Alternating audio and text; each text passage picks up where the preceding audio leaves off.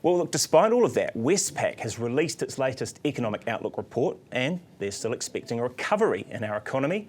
With the global trade war simmering down, low interest rates, strong commodity prices, and the investment boost policy, are we slowly turning the tide? Kelly Eckhold, Westpac Chief Economist, joins me now here in the studio. Good morning, Kelly. Good morning. Now, we're just hearing there about how the gas industry is saying, look, businesses are going to run out of energy, and that's going to be hitting all the verticals, small businesses, big businesses. Is that a part of the calculation that you're making when you're saying we've got a good road ahead of us? Well, I mean, it's one of the challenges, isn't it, to the absolute level of growth. And I've heard all of those sorts of comments from customers as well, particularly industrial users. It's basically one of those things that constrains the supply side of the economy, which means that we can't grow as strongly as we otherwise would.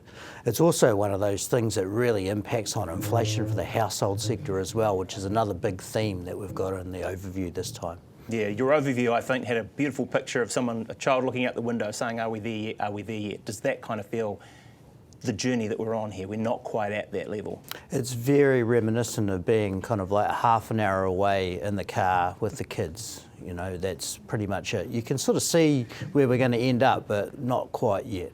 Well, speaking of ructions in the back seat, it seems like the global picture, the climate seems to have simmered down just a little bit there. We've got a picture of what sort of tariff level New Zealand will be paying with the US. Does that help give some certainty at this point? I think it does. And where the real big gain is in terms of that we're no longer seeing the big threats of large-scale retaliation around the world. I mean, back in April, there was concern that the whole global economy could really be smashed if Europe and Canada and Mexico, China, if they all fought with the US. That actually doesn't seem to be happening. Basically, they're coming to deals. So looking more locally here, we've got an OCR decision, Reserve Bank getting together next week. We've got the RBA in Australia looking at it this week. I mean, where do you see that decision? What's on their minds?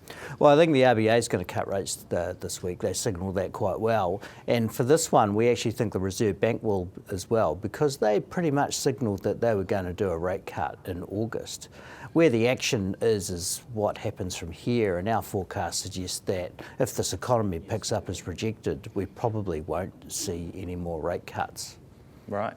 Because we've seen that, I suppose, in the Bank of England decision recently. It was a very marginal call, wasn't it? They voted sort of 5-4 to go there.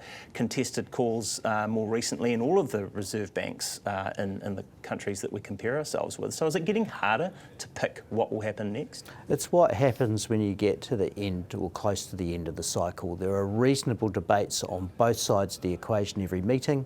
So we're absolutely in this age of dissent, you know, where basically there are going to be people wanting different things in every meeting.